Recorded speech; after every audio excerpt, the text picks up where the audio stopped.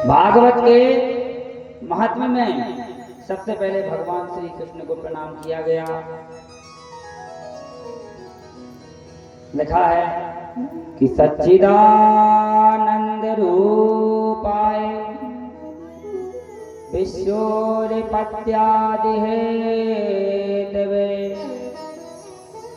तापत्र विनाशाय श्री कृष्णाय वयं नमः।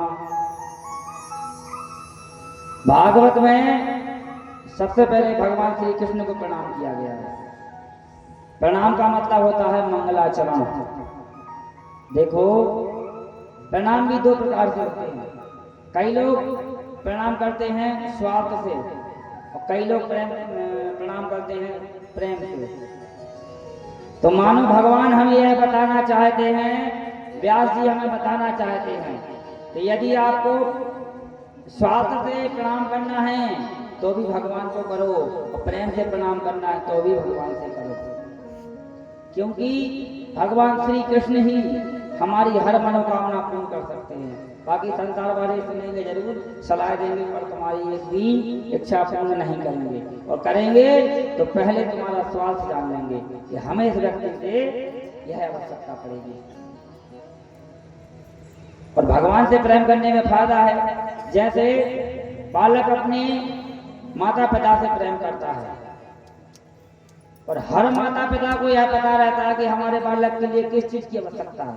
जब हम छोटे रहते हैं तो हमारी माँ के लिए यही पता रहता है कि हमारा बालक भूखा है, जबकि बालक बोल भी नहीं सकता, लेकिन माँ के हृदय से वो आवाज निकलती है। वैसे ही भगवान इस जगत के परम पिता और माता पिता दोनों हैं, तो उन्हें हर कुछ पता है इस व्यक्ति के लिए किस चीज की आवश्यकता है।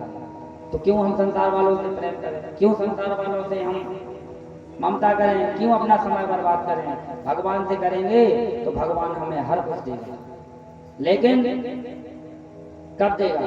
जब हम भगवान को निस्वार्थ प्रेम से भजेंगे। हमने बताया था ना अभी कि भगवान से व्यक्ति डबल की कामना करता है कि इतना आप हमें दोगे तो हम इतना देंगे। जिस व्यक्ति ने निस्वार्थ भाव से भगवान को भजा उसका ही कल्याण होना है। बाकी मांगने की भक्ति को मांगा कहा जाता है, और वो ऐसा होता है जैसे रात में किया गया हवन। और भक्ति भी कई प्रकार की होती है। एक भक्ति होती है दिखावे की, एक भक्ति होती है पहनावे की, और एक भक्ति होती है बताने की। तो ये तीनों भक्ति नहीं है। भक्ति वही श्रेष्ठ है जो अंदर से भगवान को भजता हो। दिखाने की भक्ति क्या, हम ये कुर्ता पजामा कोई भी पहन के निकल जाए तो भक्त थोड़ी हो जाएगा। जब तक आपने अपने मन से, अपने हृदय से दूसरों के प्रति जो द्वेष भावना को नहीं निकालोगे, तब तक आपको कोई भी भक्ति करने का फल प्राप्त नहीं होगा। चाहे आप कुछ भी कर लो, चाहे आप किसी भी समाज से हो। भगवान जाति को नहीं देखते। आगे चल के हम आपको कथा बताएंगे। हाथी को भी भगवान ने बजाया। विदुर जी दासी के पुत्र थे, उनके यहाँ भगवान ने जूते बेर केले के छिलके खाए, और सबरी की यहाँ जूते बेर खाए। तो भगवान ना जाति से मिलते हैं, ना भगवान उम्र से मिलते हैं। ध्रुव जी 5 वर्ष के थे, 7 वर्ष के थे, तब उन्होंने भगवान को पा लिया था। भक्ति किसी प्रकार की गरिमाओं को नहीं देखती, भक्ति केवल देखती है भाव। जब तो भक्ति में भाव बनता है। आप कहो कि हम बड़े में मंदिर बनवा देंगे, दान कर देंगे, लोगों को दिखा देंगे, फोटो खिंचवा देंगे, तो उससे आपका कल्याण होने वाला नहीं है। कल्याण आपका तभी होगा जब भगवान आप पर विश्वास, मतलब आप भगवान पर विश्वास कर लेंगे और भगवान आप पर विश्वास कर लेंगे। हमने बताया था ना कि जाने बिनु होए नहीं प्रीति, और बिन पर प्रीति हो नहीं प्रीति। तो भगवान पर आप जब भरोसा करेंगे तब आपकी भक्ति सफल होगी। कई लोग कहते हैं कि भगवान ने हमारे साथ बुरा किया, तो भगवान कभी किसी के साथ बुरा थोड़ी करता यार। जिस दिन भगवान बुरा करेगा उस दिन तुम समाप्ति हो जाओगे, धस जाओगे नीचे, पता नहीं चलेगा तुम कहाँ हो। पता गलत क्या रहता है? भगवान बुरा करेगा, और भगवान को बुरा क्यों करेगा तुम्हारे साथ? जब बुरा करना होता तो तुम्हें भेजता ही नहीं यहाँ। गधा कुत्ता बना दिया होता तो भटकते रहते। जब मानव बनाया अगर आपको तो कुछ न कुछ सोचा होगा आपके बारे में। अब तुम कर्म खराब करो और भगवान को दोष दो, तो भगवान पर हमें विश्वास रखना होगा। जैसे कि विश्वास की बात आप समझ लें, आप कहीं बाहर जा रहे हैं यात्रा करने के लिए, आपके पास में 50,000 रुपए नगद है, 10 तोला सोना है, बहुत सारे कागज हैं, डॉक्यूमेंट्स हैं, और अचानक से आपको रेलवे स्टेशन पे या एयरपोर्ट पर याद आ जाए कि हमारा कोई जरूरी वस्तु या सामान घर पर रह गया है, परंतु यह सामान बहुत वजनदार है, क्यों ना इस सामान को हम छोड़ करके जल्दी चले जाएं। और आपको लगेगा बाजू वाले व्यक्ति को ये बैग रखा करके आए, तो आप रखाओगे क्या? रखाओगे कि भैया इसमें 50,000 रुपए हैं, 10 तोला सोना है, यह बैग आप देखे रहना, मैं घर तक होकर आऊंगा? नहीं रखाओगे। क्यों नहीं रखाओगे? क्योंकि आप उस व्यक्ति को जानते नहीं हो, आपको उस व्यक्ति का भरोसा ही नहीं है। तो भागवत हमें एक विश्वास दृढ़ करने की शक्ति भी प्रदान करती है। इसलिए हम यदि किसी व्यक्ति को जानते हैं तो 3 चीजों से जानते हैं, स्वरूप, सामर्थ्य और स्वभाव। इसलिए भागवत के प्रथम श्लोक में भगवान श्री कृष्ण को प्रणाम किया गया है तथा उनका जो परिचय दिया गया है, क्या परिचय दिया गया है? भगवान सत्य चित आनंद, सत्य घन चित घन आनंद घन। भगवान 3 चीजों से बने हुए हैं। सच्चिदानंद का मतलब होता है सत्य। यदि आप भगवान की भक्ति करेंगे तो आपको अपने जीवन में सबसे पहले सत्य उतारना होगा। यदि आप सत्य नहीं बोलेंगे तो भगवान आपकी भक्ति से प्रसन्न नहीं होगा, चाहे आप कुछ भी कर लो, कितनी भक्ति कर लो, रात दिन भगवान के ऊपर दूध दही की नदियां बहा दो, लेकिन आप झूठ बोलेंगे तो भगवान की भक्ति करने का आपको फल प्राप्त नहीं होगा। इसलिए भगवान को पाना है तो सत्य, सत्य से ही सच्चिदानंद।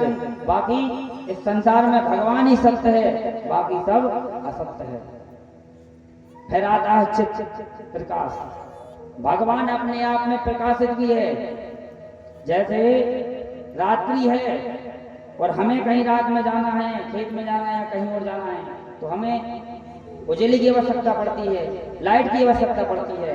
लेकिन जो परब्रह्म परमात्मा है वह अपने आप में स्वयं प्रकाशित है, उसे कभी किसी की यहाँ लाइट की लेने की आवश्यकता नहीं पड़ती। जैसे आज हमें इकट्ठा कर रहे तो हमें लाइट की आवश्यकता है, परंतु परमात्मा अपने आप में स्वयं प्रकाशित है। तो चित भी भगवान श्री कृष्ण ही है। अब तीसरी बात आई आनंद। तो आनंद तो ऐसा हो गया, लोगों ने आनंद सुखों को नाम रख दिया। आनंद की बहुत परिभाषा बताई गई है। संसार के लोगों ने क्या कहा, आनंद किसे समझा?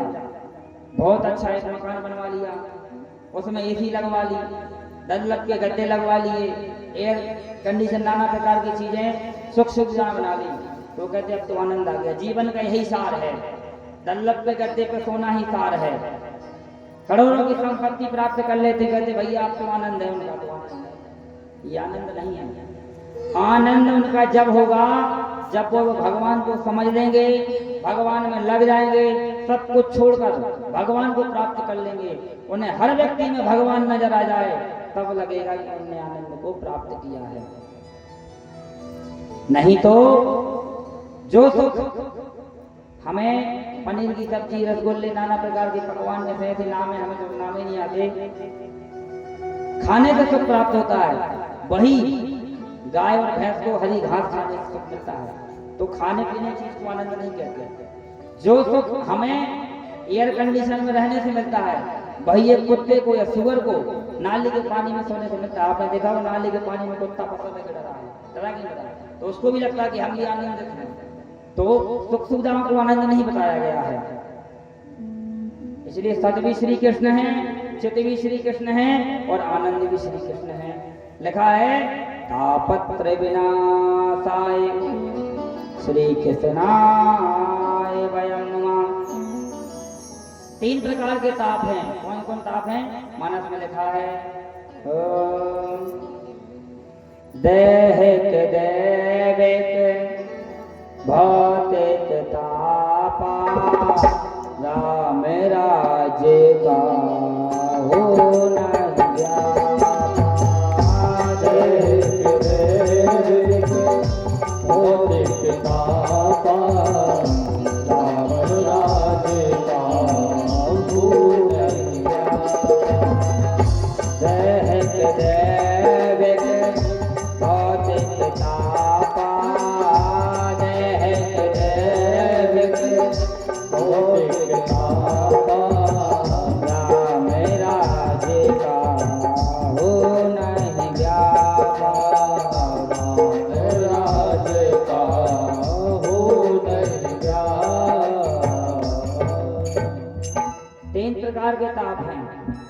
आदि